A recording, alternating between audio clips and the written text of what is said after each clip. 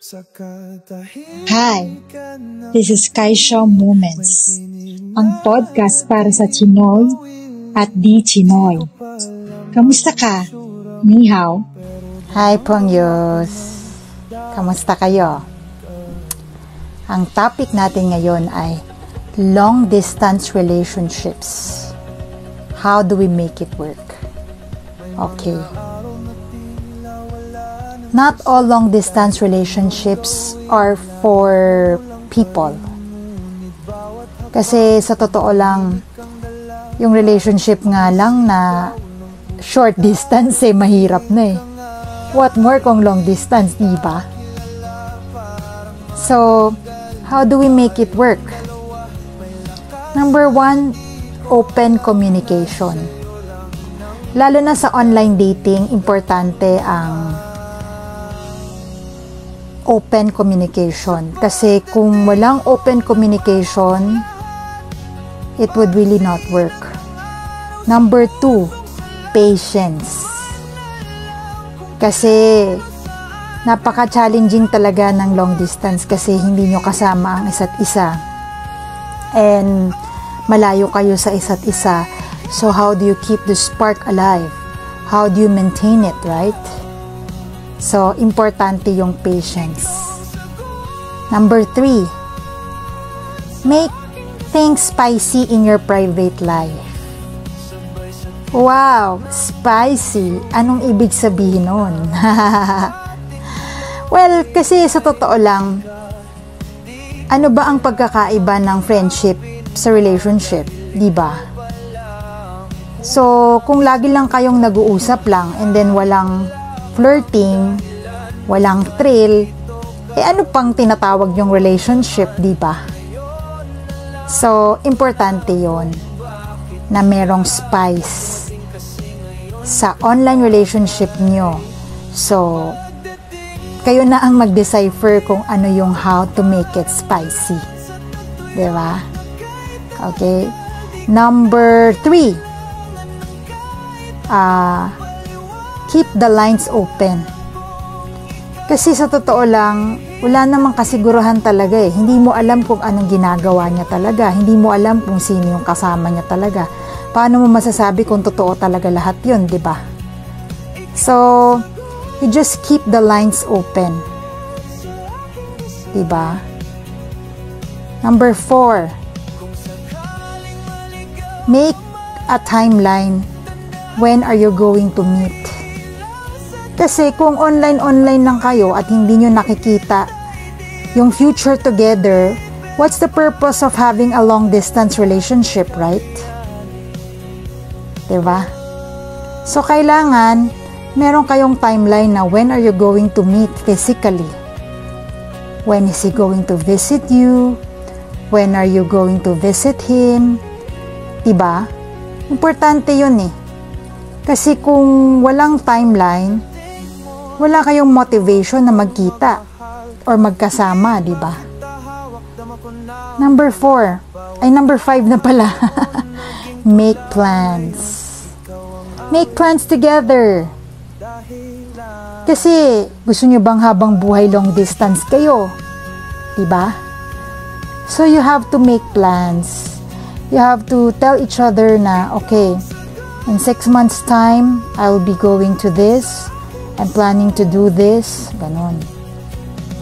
Tapos siguro maganda rin yung visit each other.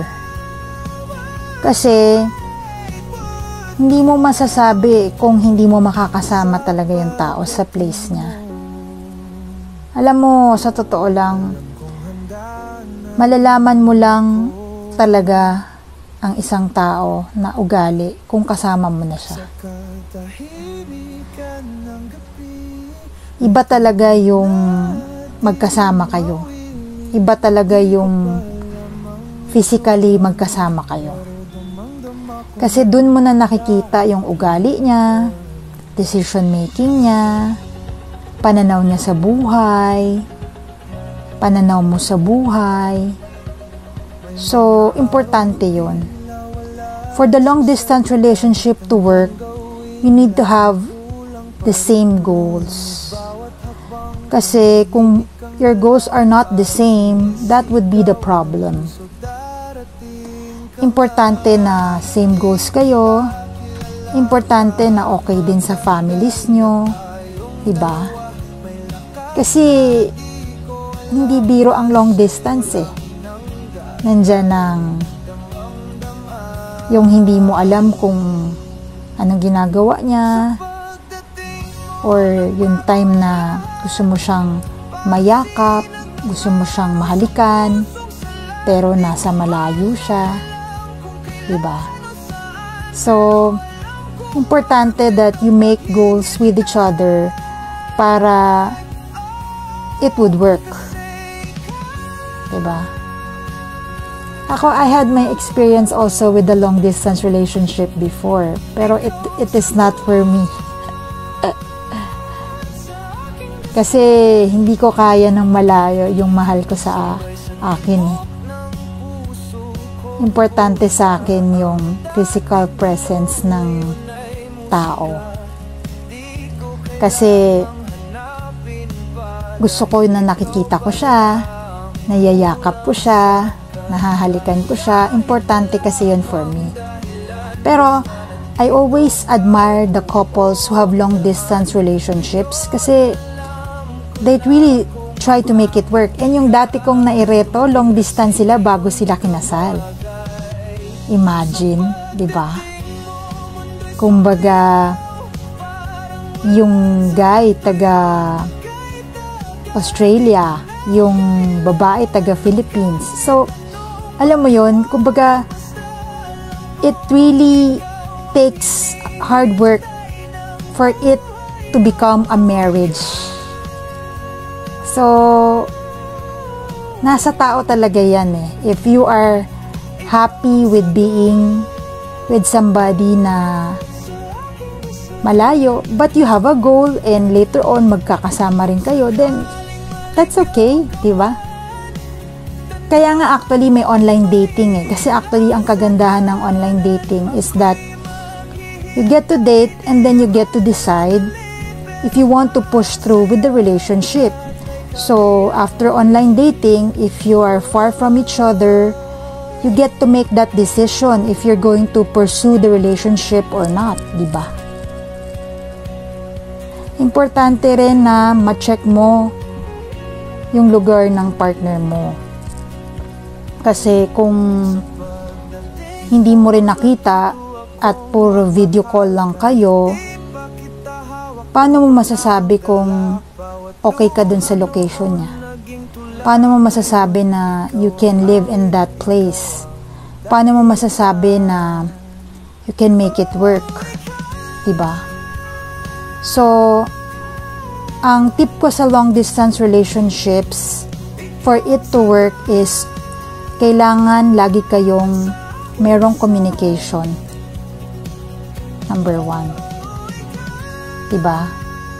So, huwag niyong kakalimutan na it is not a joke to be in a long distance relationship. And once you decide to be on it, enjoy it. Love it. Feel it. Okay? Hope may natutunan kayo. See you sa next episode. Pero damang-dama ko na darating.